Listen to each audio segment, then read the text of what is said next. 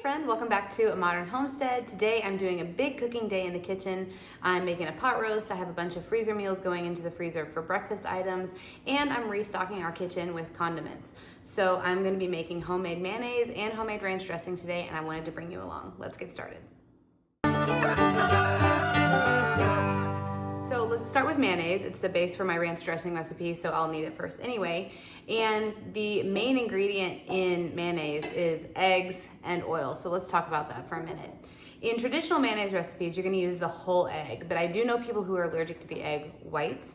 And so for this recipe, you could just use egg yolks if you want. That's more like a Japanese mayonnaise, more creamy and smooth. And so you can do that, it's a little bit thicker.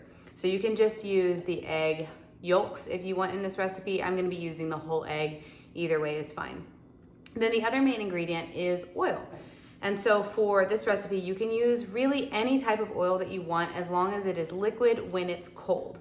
So you don't want to use something like coconut oil that would be liquid at 78 degrees, but as soon as you put it in the fridge, it would solidify. That would be gross. So we have a lot of different things that you can use. You can use almond oil. We've used this, it's really good. It gives it a really mild taste. You can use toasted sesame oil. I really like to add some of this into the recipe, but just not a ton of it. You can also use avocado oil, which I don't have any on hand. And then you can use olive oil. You could use grapeseed oil or anything like that that you would like. It's really up to you as far as the type of oil that you want to serve to your family. We're also gonna be putting mustard in it and a few other seasonings. I think just salt. I have to look at the recipe again. But it's a really simple recipe. So I'm gonna be using a food processor to do the emulsification. You can also use an immersion blender or just a whisk if you have one on hand. Either way, any way that you do it, all you need to do is make sure that the oil is added slowly so that it can emulsify into the eggs. Super easy, and I can't wait to show you how. All right, so the first thing we're gonna do is start to put everything into our bowl. So if you're using a whisk or a blender or an emulsion blender, you can just do this into whatever bowl you're gonna use. I'm using a food processor, so my stuff is gonna go right into there. This is 2 eggs. And again, you can use just the yolks if needed. I'm using the whole thing.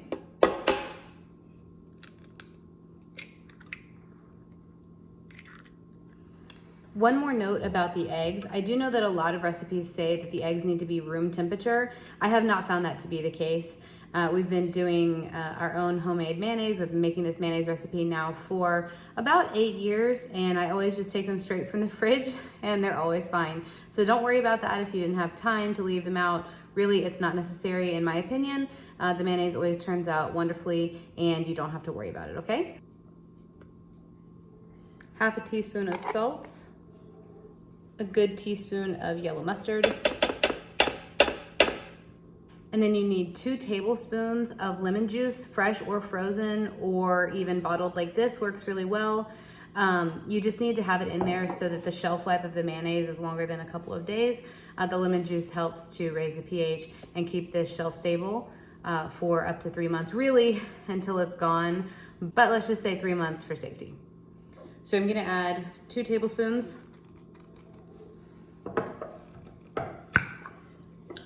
of this lemon juice. And I've even used apple cider vinegar in a pinch. It works just as well. The taste is a little bit different, but not significantly so.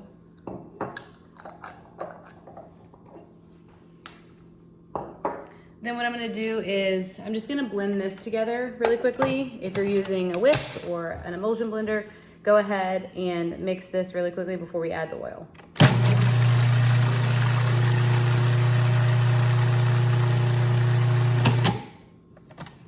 All right, now we're gonna use 1.5 cups of oil total. So if you're gonna mix oils to get the flavor that you like, you wanna add 1.5 cups total. And so I'm gonna use some olive oil and toasted sesame oil to get the flavor that I like. And so I'm gonna use 1 cup of the olive oil and 1/2 cup of the toasted sesame oil. And again, that oil blend is up to you. Just make sure that you're using 1.5 cups total. And one of the really cool things about using a food processor is there is this little device here, this little section here, and there's a hole in the bottom. And this is for specifically for slowly adding things. How do I get to lock, there we go. Specifically slowly adding things to the blender. And so for this, I'm gonna be using my little drip spout here. So I can just pour it in, fill it up, and it'll slowly drip in. I don't have to worry about it. If you are whisking or using an emulsion blender, you're gonna need to do that slow drizzle by hand. You'll need to do it manually, but you can add, it doesn't have to be like a drop by drop. It can be a pretty steady stream, but it just needs to be slow enough for the eggs to emulsify while the oil is adding. I'm gonna add my oil to this measuring cup for easy pouring, and that way I have my 1.5 cups of oil ready to go.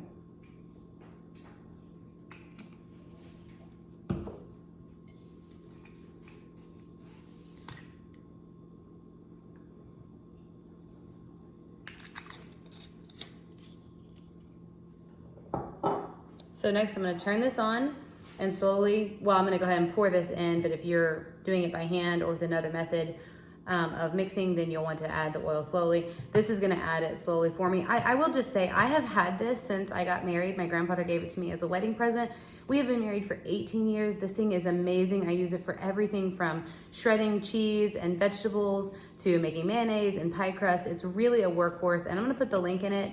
I think it's the 8 cup, maybe it's the 12 cup. I'll find a link for it and put it in here. It's a Cuisinart food processor, and it is amazing. I highly recommend having one.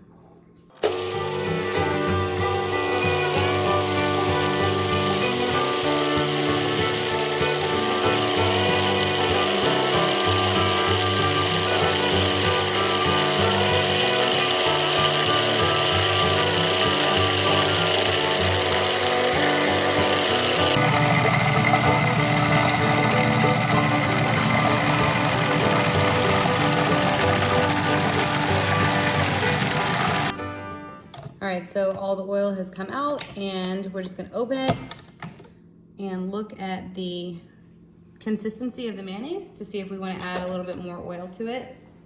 This does thicken up as it goes into the fridge, but really, that looks like a great mayonnaise consistency to me, and I'm just gonna leave it. Sometimes if your eggs are a little bit bigger than other times, you might need to add more oil to finish thickening up, but I'd say that looks like amazing mayonnaise. And this makes 2 finished cups. I'm gonna use a cup of it for ranch dressing and put the other cup in the fridge just to use as mayonnaise. A canning funnel works really well here to get it into these small jars. This is a 1/2 pint, so it just holds a cup. And then I'm gonna go ahead and measure out a cup to put aside for ranch dressing. I'll put the rest in the jar.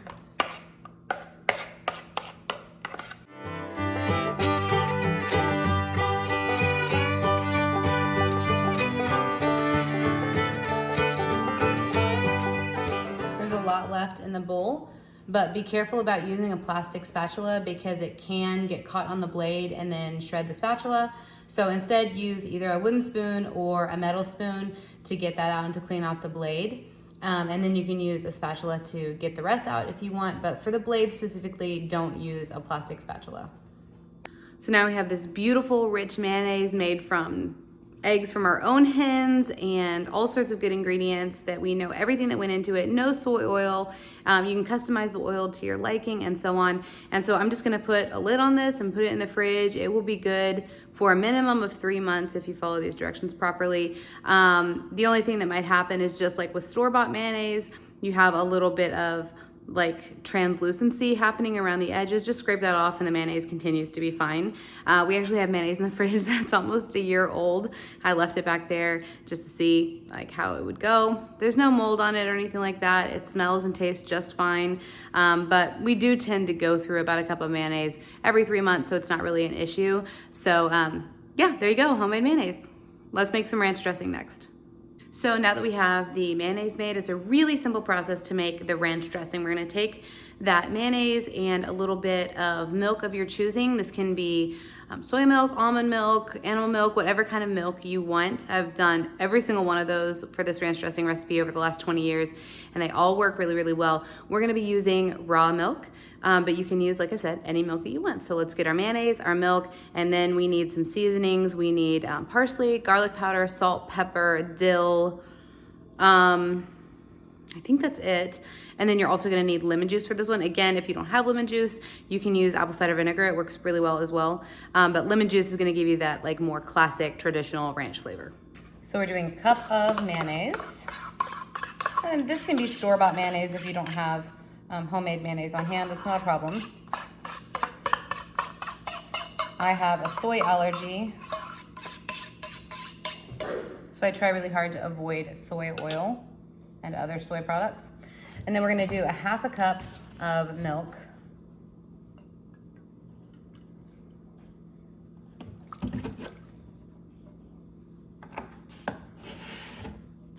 A tablespoon of lemon juice. All right, I'm gonna do a tablespoon of, oh, that's dill. I do a tablespoon of parsley.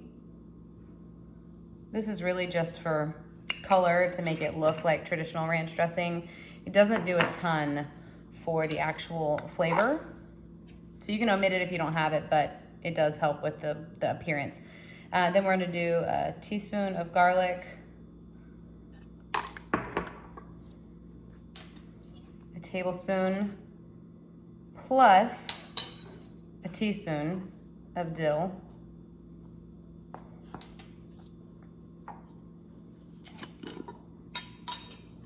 half teaspoon of pepper,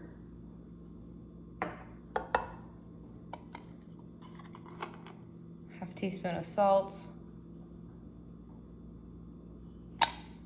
and then I'm just gonna whisk this.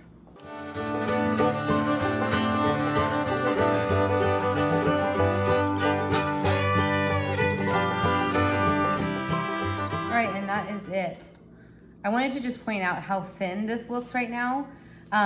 If you were gonna be trying to use this the same day, like right away, like if you had a party and you wanted to have ranch dip for your vegetables or whatever, then you would probably want to go ahead and add more mayonnaise to this. However, it thickens up a lot in the fridge. And so this is a kind of a day before kind of recipe. So put it in a jar, put it in the fridge. It'll be nice and thick the next day. And if it's not as thick as you want the next day, then you can go ahead and add mayonnaise to it at that point. But it really does get a lot thicker the next day. So just leave this as is and put it in a jar overnight, and it'll be perfect for dipping or dressings the next day.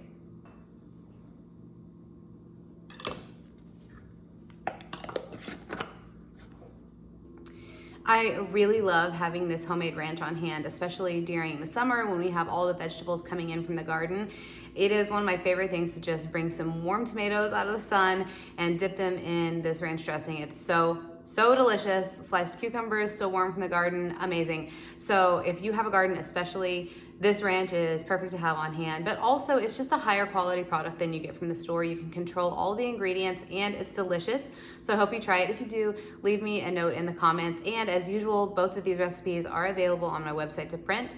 The links are in the description, so be sure to check that out. And I'll link my food processor because I think it is a tool that every kitchen needs, and I want you to have one too. Thanks so much for being here. If you haven't already, please subscribe, and I hope to see you next time.